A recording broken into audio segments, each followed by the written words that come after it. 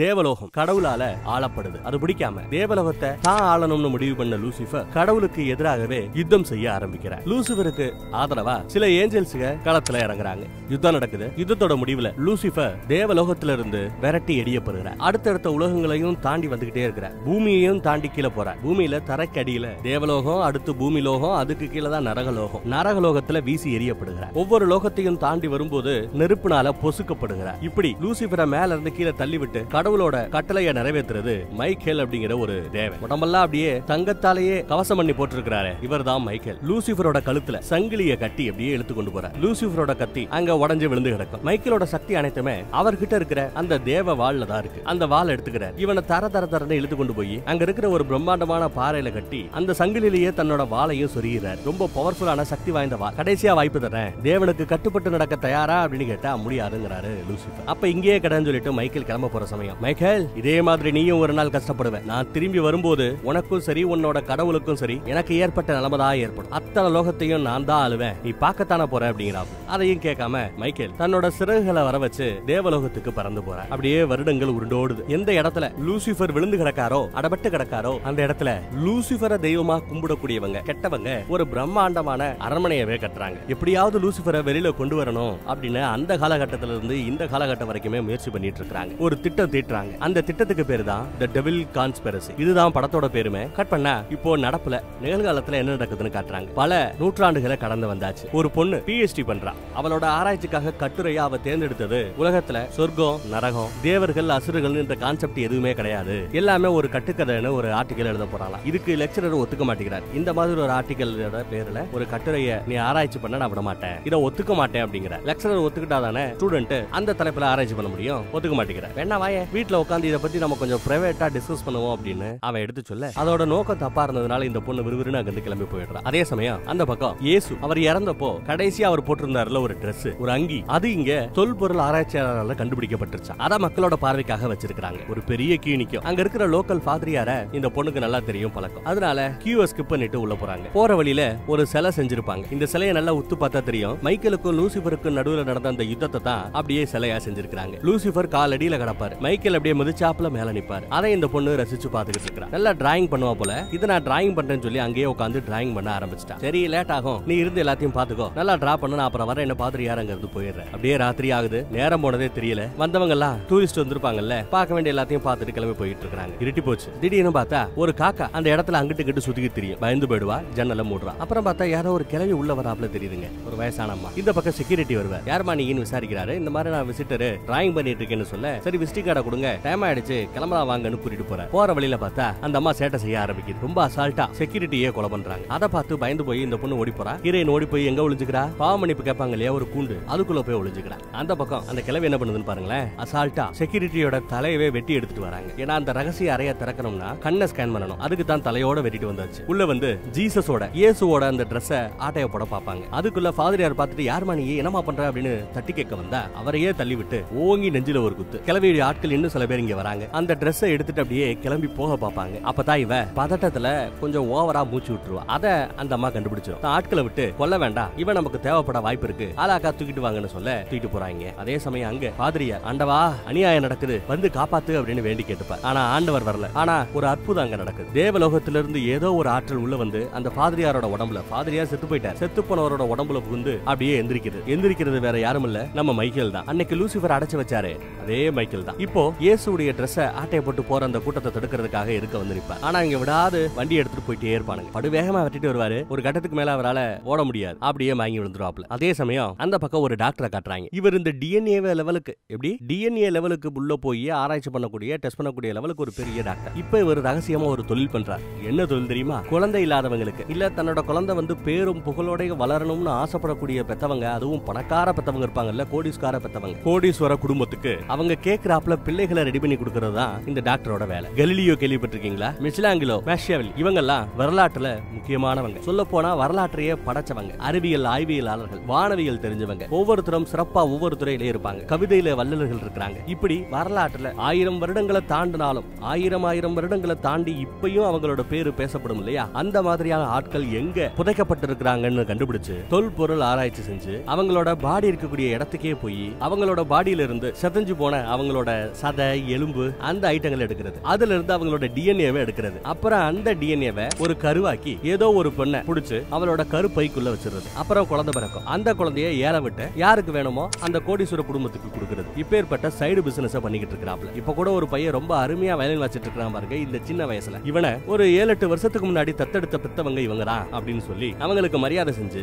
அவங்க பிள்ளைய அவங்களோட அனுப்பிச்சு வைக்கிறாங்க. இதே மாதிரி மிச்சிலாங்கலோ பொனாரோட்டி பேரே ரொம்ப கஷ்டமா இருக்குல்ல, கூகுள்ல சர்ச் பண்ணி பார்ப்போம் இவர் யாரு என்னன்னு தெரிஞ்சுக்கலாம். அட பெரிய ஆளா இருப்பார் போலயே. இத்தாலி நாட்டோட மறுமலர்ச்சி கால ஓவியரா, சிற்பியா, கவிஞனா அவரோட டிஎன்ஏ எடுத்து ஒரு குழந்தைய ரெடி பண்ணிட்டாங்க. இந்த குழந்தைய ஏல விட போடும்னு ஒவ்வொருத்தவங்களும் போட்டி போட்டு ஏலம் எடுத்துட்டு இருக்காங்க. பயங்கரம் இல்ல? சில பேர் போன் பண்ணி கூட ஏலம் எடுக்கிறாங்க. 60-70 கோடியை தாண்டி ஏலம் போய்கிட்டு இருக்கு. யாருக்கு அந்த குழந்தைய கொடுத்தாங்கன்னு தெரியல. ஏன்னா அதை விட முக்கியமான வேலை இருக்குன்னு சொல்லி அந்த டிஎன்ஏ டாக்டர் இந்த பக்கம் விட்டாங்க. அங்க கிளவி ஆட்டைய போட்டாங்க இல்லையா, இயேசுடைய ட்ரெஸ், அதை கொண்டு வந்துட்டாங்க. அதே மாதிரி ஒரு பொண்ணை கடத்திட்டு வந்தாங்க நம்ம படத்தோட ஹீரோயின், அவளோட சேர்ந்து இன்னும் ஒரு 3-4 பேரை கடத்தி கொண்டு வந்திருக்காங்க. எல்லா பேரையுமே அடைச்சு வச்சிருக்காங்க. அதுல ஒரு பொண்ணு ரொம்ப ஓவரா கத்திக்கிட்டே இருப்பா. அந்த சத்த சுத்தி இருக்கிற எல்லாரையும் டிஸ்டர்ப் பண்ணும். அவளை கொஞ்சம் அமைதிப்படுத்துறாங்க நம்ம ஹீரோயின். எப்படியாவது இங்க இருந்து தப்பிச்சு போயிடலாம் அப்படின்னு பேசிட்டு இருக்கும்போது சில பேர் வராங்க. இன்னைக்கு கடத்தி வரப்பட்டவங்களோட ரத்த துளிகளை சேகரிச்சு எடுத்துட்டு போறாங்க. என்ன இவங்க டெஸ்ட் பண்றாங்கன்னு புரியவிட மாட்டேங்குது. அதே சமயம் அந்த பக்கம் ட்ரெஸ் காணாம போச்சுல்ல, ஒரு பாதிரியாரை குத்தி கொன்னாங்கல்ல, அதையெல்லாம் மித்த பாதிரியார்கள் சிசிடிவில பார்த்து அதிர்ந்து போய் இருக்கிற சமயம் பின்னாடியே வந்து நிக்கிறாப்ல செத்து போனவர். அதை பார்த்து இவங்க இன்னும் பயப்படுறாங்க. அதெல்லாம் ஒன்னும் பிரச்சனை இல்ல, நான் நல்லா தான் இருக்கிறேன்னு சொல்லிவிட்டு அங்க சிசிடிவில ரெக்கார்டான விஷயங்கள் அத்தனையுமே அழிக்கிறாங்க. யார் யானின்னு கேட்டா தேவலோகத்துல இருந்து வந்திருக்கிற மைக்கேல் அப்படின்னு சொல்றாங்க. அதிர்ந்து போறாங்க இவங்க. பைபிள்ல படிச்ச விஷயம் எல்லாம் இங்க நிஜமா நடக்குதுன்னு பார்த்து அதிர்ந்து போறாங்க. அப்புறம் ஒரு பொண்ணை கடத்திட்டு போனாங்க. அது யாருன்னு கேட்டா உன் ஃப்ரெண்ட் தானப்பா அப்படிங்கிறாங்க. முடிஞ்ச வரை டீடைலா கேதர் பண்ணிட்டு எனக்கு ஒரு கார் வேணும்னா உங்ககிட்ட தான் கார் இருக்கே அப்படிங்கிறாங்க. இது எதுவுமே மைக்கேலுக்கு தெரியாது. ஏன்னா வெறும் பாடியில மட்டும்தான், செத்து போனவரோட பாடியில தான் அவர் அப்படியே இறங்கி இருக்கிறார். ஒரு வழியா காரை கண்டுபிடிச்சு எடுத்து கிளம்பிட்டு இருக்கிறார். இந்த துணியை கண்டுபிடிச்சு கவர்மெண்ட் கிட்ட ஒப்படைச்சிருப்பார்ல ஒருத்தர், அவர் யாரு என்னங்கறத கண்டுபிடிக்கிறார், விசாரிக்கிறார். அவர் இப்ப எங்க இருக்கிறார்னு கேட்டா மனநலம் பாதிக்கப்பட்டதா சொல்லி அவரை நாங்க சர்ச்சில் அதுக்கப்புறம் சேர்த்துக்கல, அவர் ஏதோ ஒரு இடத்துல எஸ்டேட்ல வாழ்ந்துகிட்டு இருக்கிறதா கேள்விப்பட்டோம்னு சொல்ல அந்த எஸ்டேட்டை தேடிதான் விசாரிச்சு மைக்கேல் வர்றாரு. வந்து பார்த்தா ஆள் ஒண்ணு பைத்தியம் இல்ல, பைத்தியம் மாதிரி நடிச்சிருக்கிறார். யாரா நீ, என்ன எப்பரா தேடி கண்டுபிடிச்சு வந்தேன்னு கையை பிடிச்சு அப்படி உழுக்கும் போது நீ மனுஷனே இல்ல யாருன்னு கரெக்டா விசாரிக்கிறார். மைக்கேல்ங்கிறது தெரிஞ்சுக்கிட்டதும் சந்தோஷப்படுறார். வாங்க அப்படின்னு கேமரா வழியா ரொம்ப தூரத்துல எங்க லூசிபர் விழுந்தானோ அந்த இடத்துல இப்ப பிரம்மாண்டமா ஒரு கட்டடமே கட்டி எழுப்பி இருக்காங்க இல்லையா, அதை ஒரு ஆராய்ச்சி கூடமாவே மாத்தி இருக்காங்க. டிஎன்ஏ டெஸ்ட் ஏலம் எல்லாமே அங்கதான் நடக்குது. அந்த இடத்தை வாட்ச் பண்றதுக்காக தான் இவரு தன்னை ஒரு பைத்திய மாதிரி காட்டிக்கிட்டு மனநலம் பாதிக்கப்பட்டவர்களுக்கான இந்த எஸ்டேட்னு சொல்லி அந்த எஸ்டேட்லயே இருக்கிறது ஒருத்தர் தான் இங்க வந்து அவங்கள அப்படியே வாட்ச் பண்ணிட்டு இருக்காரு. லூசிபரை வெளியில கொண்டு வருவதற்கான முயற்சிகள் நடந்துகிட்டு இருக்கு. லூசிபரை ஒரு மனித உடல்ல கொண்டு வந்து பூலோகத்துக்கு கொண்டு வரணுங்கிறதா அவங்களோட திட்டம். அதுக்காக நிறைய குழந்தைகளை அவங்க உருவாக்குறாங்க. ஆனா அந்த உடல் லூசிபரை தாங்கக்கூடிய அளவுக்கு சக்தி வாய்ந்த உடலா இருக்கிறது இல்ல. குழந்தையோ இல்ல அந்த குழந்தைய கருவுல சுமந்துகிட்டு இருக்கிறவங்களோ இறந்து போயிடுவாங்களா. அதனாலதான் இன்னும் கொஞ்சம் சக்தி வாய்ந்த உடல் வேணும் சொல்லி அந்த டிஎன்ஏ டாக்டர்ஸ் அந்த கூட்டம் என்ன பண்ணுதுன்னா, வரலாற்றுல புகழ்பெற்றவங்க இருக்கிறாங்க இல்லையா, சக்தி வாய்ந்தவங்கன்னு வரலாற்றுல புத்தகத்துல எழுதப்பட்டிருக்கக்கூடியவங்களோட பாடியை கண்டுபிடிச்சு அவங்க டிஎன்ஏ எடுத்து அவங்க டிஎன்ஏனால உருவாக்கப்பட்ட ஒரு கரு, ஒரு குழந்தை, அந்த குழந்தையோட உடம்புல லூசிபரோட உயிரை செலுத்த பாக்குறாங்க. அப்பயும் அந்த பாடி தாங்க மாட்டேங்குது. அதுக்கப்புறம் தான் ஜீசஸோட Dress கிடைக்குது. அந்த Dressல ஒட்டி இருந்த தலைமுடி, தசை, எலும்பு, சிரைவு அந்த மாதிரி சின்ன சின்ன ஐட்டங்களை, மைன்யூட்டா இருக்கிற ஐட்டங்களை கூட எடுத்து டெஸ்ட் பண்ணி டிஎன்ஏ எடுத்து ஒரு கருவை உருவாக்க போறாங்க. அந்த கருவை நம்ம ஹீரோயினோட பாடிக்குள்ள செலுத்த போறாங்க. இந்த பக்கம் லூசிபரோட உயிரையும் செலுத்துவாங்க. கிட்டத்தட்ட கற்பழிக்கிறாப்ல. இப்படி பிரம்மாண்டமா உருவாகக்கூடிய அந்த குழந்தை லூசிபரோட உயிரோடையும் ஜீசஸோட உடலோடையும் பிரம்மாண்டமா வளரப்போது இந்த உலகத்தையே ஆளப்போதுன்னு அந்த கூட்டம் நினைச்சுக்கிட்டு இருக்கிறதா எல்லாத்தையும் எடுத்து சொல்லிக்கிட்டு இருக்கிறார். இதுக்கு 2 சாத்தான்கள், 2 டீமன்கள் உதவி பண்ணுதா. ஒன்னு நரகவாசி ஒருத்தவன் இருப்பா, ரொம்ப கொடூரமான ஒரு அரக்கன். இன்னொருத்தது வேற யாரும் இல்ல, ஒரு கிழவியை பார்த்தோம்ல அந்த கிழவிதான். எல்லா மேட்டையும் தெரிஞ்சுக்கிட்டு இதை தடுக்கிறதுக்காக, திருடப்பட்ட ஜீசஸோட அங்கியை எடுக்கிறதுக்காக, கடத்தப்பட்ட அந்த பொண்ணை காப்பாத்துறதுக்காக, எல்லாத்தையும் செய்யறதுக்காக மைக்கேல் புறப்பட்டு வந்துகிட்டு இருக்கிறார். அதுக்குள்ள அங்க 2 பொண்ணுங்களை அலாக்கா தூக்கி கொண்டு போறாங்க. அந்த கிழவி, ஒன்னும் பயப்படாத, உன் வயித்துல ஜீசஸே வந்து பிறக்க போறாரு, சந்தோஷப்படு, ஜீசஸோட உடலும் லூசிபரோட உயிரும் உன் வயித்துல உருவாக போகுது அப்படிங்கிறாப்ல எல்லாம் டயலாக் லூசிபரோட மறுமலர்ச்சிக்காக லூசிபர் மறுபடியும் வரணும்னு எதிர்பார்த்து ஏகப்பட்ட பேர் அங்க காத்துக்கிட்டு இருக்காங்க. அவங்களுக்கு மத்தியில ஒரு தூண்ல 2 பேரையும் கட்டி போட்டாங்க சங்கிலியில. உள்ள இருந்து அந்த அரக்க வரா. 2 பேரையும் அப்படியே தரதரன்னு எடுத்துட்டு போறான். ஒரு கூண்டுல அடக்கி கீழே லூசிபர் விழுந்து கிடப்பாரு இல்லையா, அந்த இடத்துக்கு அந்த கூண்டை லிப்ட் மாதிரி கீழே இறக்குறான். அடுத்த கணம் லூசிபர் அறகுறையா எரிஞ்சு கிடக்கிற அந்த உடலை விட்டு உயிராகி ஒரு பொண்ணோட உடம்புக்குள்ள கலக்குற. ஆனா அந்த பொண்ணோட பாடி தாங்க முடியல, இறந்துருது. அதுக்கப்புறம் உயிர் மறுபடியும் வந்து நம்ம ஹீரோயினோட உடம்புக்குள்ள போகுது. ஹீரோயினோட பாடி தாங்குது. காரணம் என்னன்னா, சொல்ல முடியாத அளவுக்கு அளவுக்கு வேதனைகளை லூசிபர் உள்ள வந்ததும் கொடுப்பான். அது இயற்கையாவே நடக்கும். யாரோட உடம்புக்கு போனாலும் அந்த வேதனைகள் வரும். அப்பேற்பட்ட வலிகளை தாங்கக்கூடிய அளவுக்கு மன வலிமையும் அந்த அம்மாவுக்கு இருக்கணும். இவளுக்கு இருக்க காரணம் என்னன்னா, இவளோட புருஷன் புள்ள எல்லா பேரும் ஒரு ஆக்சிடென்ட்ல இறந்து போயிடுறாங்க. அது ஆக்சிடென்டா இல்ல இவங்க தான் புருஷனையும் புள்ளையையும் கொன்னு அந்த வேதனையை கொடுத்து அதையும் தாண்டி இவ சர்வே பண்றாளா அப்படின்னு பார்த்து அதுக்கப்புறம் இங்க தேர்ந்தெடுத்து கூட்டு வந்திருக்காங்களா அப்படிங்கறதுல கிளாரிட்டி இல்ல. ஆனா அவ்வளவு வேதனைகளை பட்டு கஷ்டப்பட்டு வாழ்ந்தவங்கிறதுனால லூசிபரை இவளால ஏத்துக்க முடியுது. ஏற்கனவே ஜீசஸோட டிஎன்ஏவையும் கொடுத்திருப்பாங்க. தாங்கி உயிரோட வெளியில வரா. லூசிபர் வரப்போறார் அப்படின்னு கிளவி எல்லாருக்கும் அறிமுகப்படுத்திட்டு பக்குவமா அந்த பொண்ணை கூட்டி கொண்டு வந்து ஒரு சேஃபான ஒரு கூண்டுக்குள்ள அடைச்சு வைக்கிறாங்க. இனி லூசிபர் உள்ள வளர வேண்டியதுதான் பாக்கி. மாச கணக்கா 10 மாசம் அப்படின்லாம் வெயிட் பண்ணணும்னு அவசியம் இல்ல. இன்னும் கொஞ்ச நேரத்திலேயே லூசிபர் பிறக்கிறதுக்கு வாய்ப்பு இருக்கு. அதுக்குள்ள மைக்கேல் உள்ள வந்து அங்க இருக்கிறவங்களை சுட பார்த்தா துப்பாக்கி தோட்டா சரியா வெளியில வர மாட்டேங்குது, வேலை செய்ய மாட்டேங்குது. தப்புனா அங்க இருந்து 2 பேரை அடிச்சே கொண்டுறாரு. அப்புறம் அவங்களோட துப்பாக்கி எடுத்துட்டு கிளம்புறாரு. மறைச்சு வைக்கப்பட்டிருந்த ஜீசஸோட ட்ரெஸ் எடுத்தாச்சு. தட்டி கேட்க வந்த டாக்டரை கூட கொன்னுடுவேன்னு மிரட்டிட்டு அங்க இருக்கிற எல்லா கேஸையும் திறந்து விட்டு மொத்தத்தையும் கொளுத்தி விட்டு போறாப்ல. கலவர பூமி ஆகுது. ஒரு வழியா அதையெல்லாம் கிடந்து அந்த பொண்ணு இருக்கிற கூண்டுக்குள்ளேயே வந்தாச்சு. அந்த பொண்ணு பாதிரியாரை பார்த்ததும் ஓடி போய் கட்டி பிடிக்கும். ஆனா இது பாதிரியார் இல்லைன்னு தெரிஞ்சுக்கிட்டு என்ன விடுன்னு இவரோ இங்க லூசிபரோட இருப்பு இருக்கிறத அவன் புரிஞ்சுக்கிறான். லூசிபரோட உணர்வு ஏன் எனக்கு இங்க ஏற்படுது, லூசிபர் இங்க எங்க இருக்கிறான் அப்படி இப்படின்னு தேடி பார்த்துட்டு இருக்கிறார். கருவுல இருக்கிறத கொஞ்சம் லேட்டா தான் புரிஞ்சுக்கிறார். அதுக்குள்ள அந்த பொண்ணு அங்க இருந்து தப்பிச்சு ஓடிடுது. ஓடி போய் ஒரு இடத்துல வெளியாட்களுக்கு தெரியாம ஒளிஞ்சுக்கிறாங்க. நீ யாரு என்ன சொல்லு இல்லனா சுற்றுவேன் அப்படின்னு மிரட்டா பாதிரியார் இறந்து போயிட்டார், உன் நன்மை இறந்து போயிட்டான். அவனோட பாடியில இருக்கிறது நானு மைக்கேல். லூசிபர் அடைச்சதும் நான் தான். இப்போ உங்களை காப்பாத்த போறது நான் தான். என் கூட வா உன்னை காப்பாத்துறேன்னு சொல்லி ஓரளவு கன்வின்ஸ் பண்ணிடுறேன். அதுக்குள்ள அங்க இவங்களை தேடி ஒரு பெரிய போராட்டமே நடக்குது. அங்க எங்கேயும் ஓடி ஒளிஞ்சு பாறைகளோட இடைவெளியில அப்படி ஒளிஞ்சு இந்த பக்கத்துல வந்துகிட்டு இருப்பாங்க. ஆனா அந்த பக்கத்துல அந்த அரக்க வந்துடுறான். மைக்கேல போட்டு அடி அடிச்சு துவம்சம் பண்றான். இந்த பக்கம் ஒரு செக்யூரிட்டி வந்துடுறான். ஒளிஞ்சுகிட்டு இருந்த அந்த பொண்ணை கரெக்டா கண்டுபிடிச்சு தூக்கி கொண்டு போயிடுறாங்க. இந்த தடவை கட்டி போட்டு வச்சிருக்காங்க. அந்த பக்கம் மைக்கேலும் மாட்டிக்கிறார். அவரை கட்டி போட்டு சங்கிலியில பிணைச்சாச்சு. அதையும் தாண்டி அதுல இருந்து வெளியில வர அங்க நரகத்துக்கு போறதுக்கான அந்த வாசல் இருக்கும்ல லூசிபர் இருக்கிற இடத்துக்கு, அந்த கேட்டை திறந்து அரக்க வரதுக்குள்ள மேல இருந்து கீழே போத்துன்னு விழுந்துடுற. அந்த இடமே ரொம்ப கொடூரமா இருக்கும். லூசிபரை பின்தொடர்ந்து லூசிபருக்காகவே தேவலோகத்தை விட்டுட்டு வெளியில வந்த சில ஏஞ்சல்ஸ் அங்க வந்து இறங்குறாங்க. மைக்கேலுக்கு அவனோட வாள் இல்லாம சக்தி கிடைக்காது. இங்க வந்து இறங்குவாரு. ஏன்னா கடைசியா வாளை இங்கதான் விட்டுட்டு போனாரு இல்லையா, லூசிபரை சங்கிலியில பிணைச்சு வைக்கிறதுக்காக. அதை தேடிதான் இங்க வந்திருப்பார். வந்து பார்த்தா சங்கிலி அவுந்து கிடக்கு. இவர் குத்தி வச்சிருந்த இவரோட வாளையும் காணும். தன்னோட வாளை தேடி வந்தவர் வாளை காணாமேன்னு முடிச்சுக்கிட்டு இருக்கும் போதுதான் இந்த ஏஞ்சல்ஸ் எல்லாம் இங்க வந்துடுறாங்க. லூசிபரை ஃபாலோ பண்ணக்கூடியவங்க. மைக்கேல பிடிச்சு லூசிபரை கட்டி போட்டாப்லயே இப்ப இவரை கட்டி போட்டு வச்சாச்சு. இங்க லூசிபரோட வாள் கிடக்கும் இல்லையா, பழைய சண்டையில பாத்திருப்பீங்க, உடஞ்சு போய் அந்த வாழெல்லாம் குத்தி சங்கிலியில பிணைச்சு வச்சிருக்காங்க. அதே இடத்துலயே இந்த கூட்டத்தால கடத்தப்பட்ட சில மனிதர்களும் வாழ்வாங்க. மைக்கேல் யாரு என்னன்னு தெரியாதுங்கிறதுனால மைக்கேல் உதவி கேட்டோம் அவனுக்கு உதவி பண்ண இவங்க விரும்பல. என்னோட வாள் அங்க கிடக்குதான் பாருங்க, வாள் கிடைச்சா அதை எடுத்துட்டு வாங்க, நான் உங்களை காப்பாத்துறேன் அப்படின்னு பேச்சுவார்த்தை நடத்திக்கிட்டு இருப்பார். அதுக்குள்ள அங்க சில அரக்க கூட்டம் இருக்கும். அவங்கள பார்த்ததும் மனிதர்கள் ஓடி போறாங்க. ஒரு பொண்ணு மட்டும் ஒளிஞ்சுப்பா. அந்த பக்கம் வயிறு அப்படியே பெருசா வங்கிக்கிட்டே இருக்கு. கொஞ்சம் கொஞ்சமா அந்த பொண்ணுக்கு சக்தி கூடிக்கிட்டே இருக்கு. அரக்க குணம் வருதுகிட்டு இருக்கு. அந்த பொண்ணுக்கு உடம்பெல்லாம் அப்படியே கருப்பு கலர்ல முறுக்கேறி போய் கிடக்கும். அந்த சக்தியை வச்சு அவ தப்பிக்க பாக்குறா. ஒரு நர்ஸ் வருவான், அவனை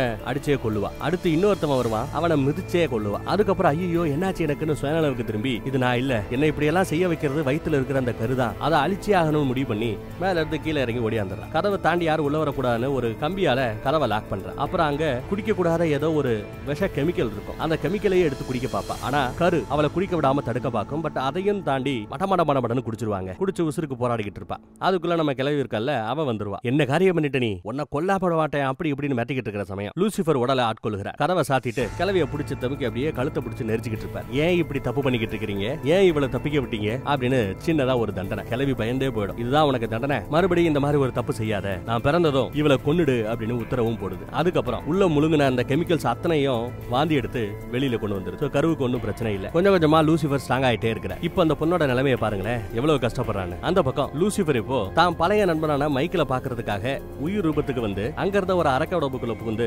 பேச்சுவார்த்தை நடத்திக்கிட்டு இருக்கிற. இப்பயும் ஒண்ணு கெட்டு போல, நீ ஏன் கூட சேர்ந்து கடவுளுக்கு எதிரான அந்த யுத்தத்துல நீ ஏன் பக்கம் இருந்தேன்னா நாம ஈஸியா ஜெயிச்சிடலாங்கிறாப்ல மைக்கேல கன்வின்ஸ் பண்ண பாக்குறாரு லூசிபர். ஆனாலும் மைக்கேல் முடியாது போடான்னு திட்டி விட, சரி அப்போ உனக்கு இதுதான் நிலைமை, கடைசி வரை கஷ்டப்பட்டு கடன் சொல்லிட்டு உயிர் அங்க இருந்து பிரிஞ்சு போகுது. ஆனா போகும்போது சில இடத்துல மட்டும் அதால போக முடியாது, தடபடும். அங்கே இங்கே சுத்தி அதுக்கப்புறம் தான் போகும். அதை பார்த்ததும் இங்க ஏதோ ஒரு நல்ல சக்தி இருக்கு அப்படிங்கறத மைக்கேல் உணர்றார். தப்பு பண்ணிட்டோம், ஏதோ நாம கடவுளோட உத்தரவு இல்லாமயே இங்க வந்து கடவுளுக்கு சேவை பண்றதா நினைச்சு செஞ்சுக்கிட்டு இருக்கிறோம். ஆனா கடவுள் வேற ஒரு பிளான் வச்சிருக்காங்கிறத கொஞ்சம் லேட்டா தான் மைக்கேல் புரிஞ்சுக்கிறார். அதுக்குள்ள ஒரு வழியா அங்க இருந்த மனுஷங்க இவங்க பேசினதை கேட்டுட்டு இவனுக்கு உதவி பண்றதுக்கு ஒத்துக்கிறாங்க. அவனோட வாளை தேடி கண்டுபிடிச்சு பக்கத்துல கொண்டு வர சமயம் இந்த பக்கத்துல மைக்கேலையே அடைச்சு வச்ச அந்த ஏஞ்சல்ஸ் வராங்க. லூசிபருக்கு லூசிஃபருக்கு வேண்டப்பட்ட அந்த ஏஞ்சல்ஸ் வராங்க. வாள் அவங்க கிட்ட கொடுக்க வேண்டாம், எங்க கிட்ட ஒப்படைங்க, உங்களை நாங்க விடுவிக்கிறோங்கிறப்பலாம் பேசிட்டு இருப்பாங்க. ஆனா அவங்களோ மைக்கேலை நம்பி மைக்கேல் கிட்ட வாளை கொடுத்துறாங்க. வாள் கையில கிடைச்ச சனம் சக்தி கிடைச்சிரும் இல்லையா, அசால்ட்டா சங்கிலியை உடைச்சு வெளியில வர மைக்கேலுக்கு சக்தி கிடைச்சது தெரிஞ்சதும் அங்க இருந்த ஏஞ்சல்ஸ் தப்பிக்க பார்ப்பாங்க. ஒருத்தரை வாளால குத்தி கொன்னுறாரு மைக்கேல். அதை பார்த்து மீதி எல்லா பேரும் பயந்து தெரிச்சு பறந்து ஓடிடுவாங்க. அப்புறம் அங்க இருந்த மக்களை உங்களை காப்பாத்துறதுக்காக மைக்கேல் நான் மறுபடியும் திரும்ப வருவேன், எனக்கு ஒரு முக்கியமான வேலை இருக்கு, கொஞ்ச நேரம் பொறுத்துக்கங்க சொல்லிட்டு கிளம்புறாரு. ஜீசஸோட ட்ரெஸ் ஒரு இடத்துல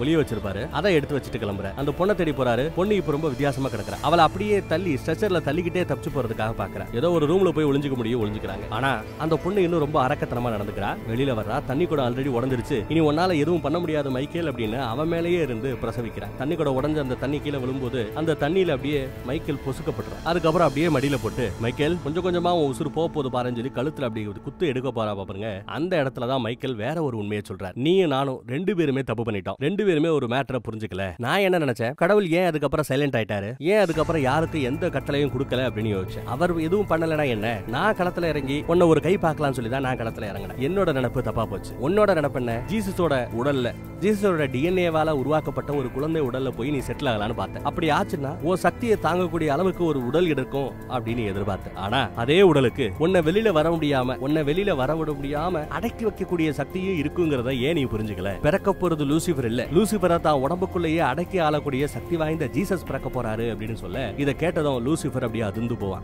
இல்ல நான் இந்த குழந்தைய பிறக்க விட மாட்டேன் அப்படின்னு துடிப்பாப்ல. அதே சமயம் அங்க அந்த கிழவி, டாக்டர்ஸ், செக்யூரிட்டிஸ் எல்லாரும் வந்துருவாங்க. இந்த குழந்தைய அழிச்சிரு அப்படின்னு அந்த பொண்ணு கத்தும். ஆனா அவங்க நினைச்சிட்டாங்க, சும்மா ஆக்டிங் போடாத, நடிக்காத, லூசிஃபர் பிறப்ப இந்த மாதிரி நடிச்சு தடுக்க முடியாதுன்னு சொல்லி தப்பா நினைச்சுக்கிறாங்க. இதெல்லாம் அந்த பொண்ணு லூசிஃபர் மாதிரி வாய்ஸ மாத்தி பேசுறா, ட்ரிக் பண்றா அப்படின்னு நினைச்சுக்கிறாங்க. ஆனா உண்மையிலேயே பேசுறது லூசிஃபர் தான் அப்படிங்கறத அவங்க புரிஞ்சுக்கல. குழந்தைய பிரசவிக்கிறாங்க.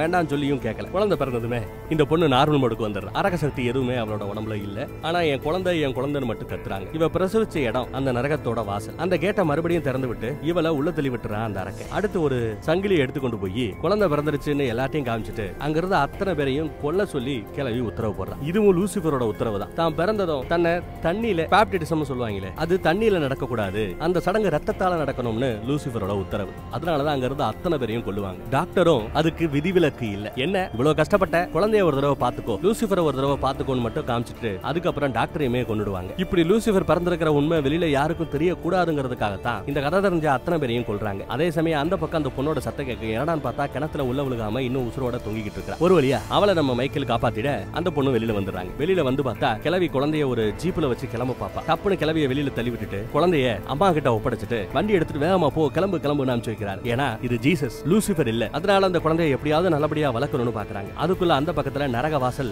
ஆட்டோமேட்டிக்கா திறக்குது. கடைசி முயற்சியா லூசிஃபர் வாசலை திறந்து விடுறான். அதை புரிஞ்சுக்கிட்டு மைக்கேல் அதை அடைக்க பாக்குறாரு. உள்ள இருந்து நரக வாசிகள் வெளியில வர பாக்குறாங்க. அதுக்குள்ள அந்த அரக்க இருக்கானே, அவன் மைக்கேல் அடிச்சு தள்ளி மறுபடியும் வாசலை திறந்து விடுவான். இது வேலைக்காகாதுன்னு ஏற்கனவே மைக்கேல் இங்க வரும்போது சுத்தி எல்லா இடத்துலயுமே பாம்ப செட் பண்ணிருப்பான். அந்த பாம் எல்லாத்தையுமே இப்போ ஆக்டிவேட் பண்ணி விட்டுறாப்ல. பார்த்தா மொத்த இடமுமே அந்த பாம் பிளாஸ்ட்ல வெடிச்சு சேதறுது. நரகவாசிகள் யாரும் வெளியில வரல. மொத்தமுமே அந்த இடிபாடுகளுக்கு மத்தியில நரகவாசல் கீழேயே மாட்டிட்டு கிடக்கு. அப்புறம் என்ன, அந்த அம்மாவையும் சரி குழந்தையும் சரி பக்கத்துல இருந்தாருல ஜீசஸோட ட்ரெஸ்ஸையே தேடி கண்டுபிடிச்சவர், அவரு நல்லபடியா பாத்துக்கிறார். ட்ரெஸ்ஸை இன்னும் கொஞ்சம் சேஃபா ஒரு இடத்துல மறைக்கிறாங்க. குழந்தை வளர்வதற்கு தேவையான எல்லா வசதிகளையும் செஞ்சு கொடுக்கறதா, அவங்களை காப்பாத்துறதா அந்த ரகசிய இனம் வாக்கு கொடுக்குது. அதே மாதிரி இந்த பக்கத்துல மைக்கேல் வாக்கு கொடுத்தாப்லயே அத்தனை இடிபாடுகளையும் தாண்டி உள்ள போய் மனிதர்களை மட்டும் காப்பாத்தி வெளியில கொண்டு வர கொடுத்த வாக்கு அவர் நிறைவேற்றுறார். அப்படியே நாட்கள் போது குழந்தை வளர்ந்து இப்போ ஒரு 3-4 வயசு ஆயிடுச்சு. ஜாலியா அவங்களோட ஓடி விளையாண்டுகிட்டு இருக்கு. திடீர்னு ஒரு தடவை திரும்பி பார்க்கும். பார்த்தா அந்த காட்டுக்கு மத்தியில அந்த கிழவி இன்னும் உசுரோட இருக்கிறான். திரும்பி பார்த்து லூசிஃபர் அப்படின்னு கூப்பிடுவான். அந்த குழந்தையும் திரும்பி பார்க்கும். லூசிஃபர்னு கூப்பிட்டதும் ஏன் இந்த குழந்தை திரும்பி பாக்குது, இந்த குழந்தை ஜீசஸ் ஆசே அப்படின்னு நம்ம யோசிப்போம். ஆனா